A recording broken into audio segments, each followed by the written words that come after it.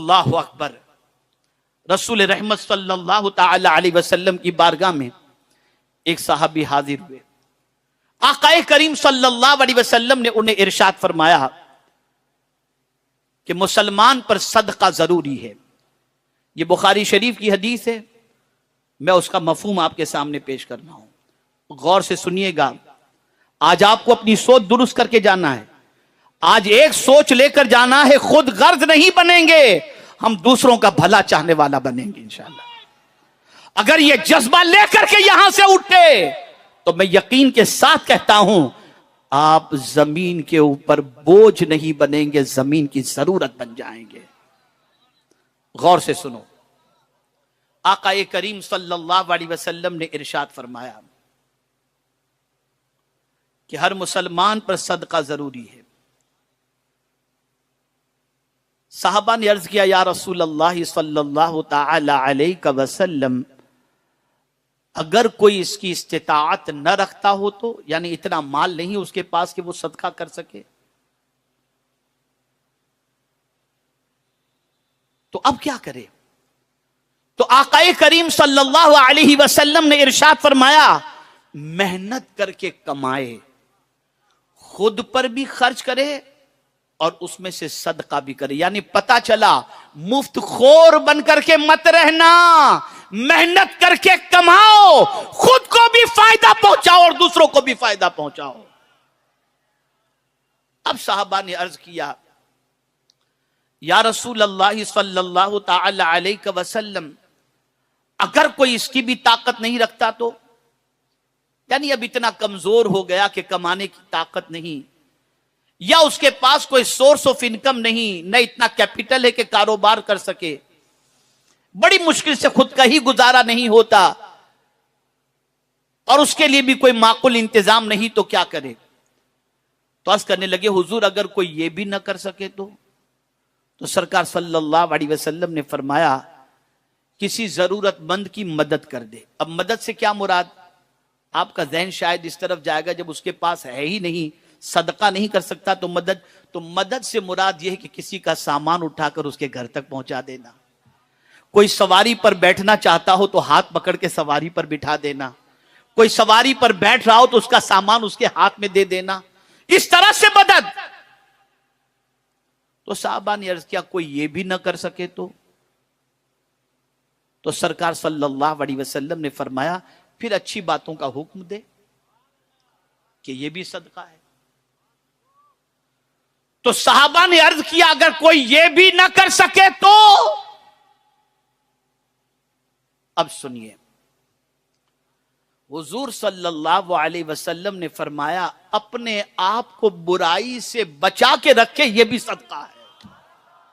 यानी तुम अपने आप को बुराई से बचा कर रखो, बुराई से बच करके रहना, यह भी हुजूर के नजदीक सदका है। और सदका है क्या? यह अल्लाह के गजब को ठंडा कर देता है। आज तकलीफें पहुंचाना, कीन और हसद को दिल के अंदर लेकर के घूमना, प्लानिंग करना, दिलों में खोट रखना, लोगों का माल लेकर खा जाना और अपनी जिंदगी को नफा बख्श बनाने की बजाय अपनी जिंदगी को इस तरीके से गुजारना कि दूसरों के लिए बोझ बन जाए, यह आज के मुआशरे के बहुत सारे मुसलमानों की जिंदगी बन चुकी है। इसलिए ए रसूल आजम सल्लल्लाहु अलैहि वसल्लम के दीवानों, अपनी सोच अच्छी करो, अपनी फिक्र अच्छी करो, और अच्छी फिक्र, अच्छी सोच कुरान से तुम्हें मिलेगी, सीरियल से नहीं मिलेगी, दूसरी जगहों से नहीं मिलेगी, सोशल मीडिया से नहीं मिलेगी। अच्छी सोच कुरान से मिलेगी, अच्छी सोच मदीने के ताजदार सल्लल्लाहु अलैहि वसल्लम से मिलेगी। बस इसी पर मैं आपको एक वाकया अर्ज करके मैं अपनी गुफ्तगू को खत्म करूंगा, इसलिए कि हमें इशा की नमाज भी वक्त पर यहां के एतबार से अदा करनी है। सरकार ने कैसा इनकलाब पैदा किया था, आप जरा सोचो। जरा गौर करो, खुदा की कसम, दुनिया में इस तरीके से बेगर्दी की मिसाल किसी फॉलोअर की पेश नहीं की जा सकती जैसी मदीने के ताजदार के सहाबा ने पेश फरमाई है। आप जरा सोचो, एक जंग के मौके पर कुछ लोग जख्मों से चूर होकर मैदान के अंदर मौजूद हैं, कई जख्मी मौजूद हैं। एक जख्मी की जबान से निकलता है आला आतश, प्यास, पानी। सहाबी दौड़ते हैं, पानी लेकर उनके पास पहुंचते हैं। वो जख्मों से निढाल है, वो जख्मों से वो निढाल है साहबी। उनके पास पानी लेकर जैसे ही पहुंचे तो करीब दूसरे जख्मी साहबी ने अल आतश पानी को देख करके जैसे ही कहा, ये जख्मी साहबी कहते मैं कैसे पानी पीऊं जबकि मेरा भाई खुद प्यासा है, पहले उसे पानी पिलाओ। वहां तक पहुंचे तो तीसरे ने आवाज लगाई अल आतश, तो दूसरे ने कहा उसे पहले पानी पिलाओ, मैं कैसे पानी पीऊं, मेरा भाई प्यासा है। यहां तक के 7 सहाबा के पास वो पानी लेकर के पहुंचते रहे। 7 के 7 की रूह परवास कर गई और 7 ने मरना तो पसंद किया, अपने भाई को प्यासा देखना पसंद नहीं किया। ऐसे आलम में भी उन्होंने जज्बे इसार का मुजाहिरा किया। आज हमारी पोजीशन क्या है? आज हमारी सिचुएशन क्या है?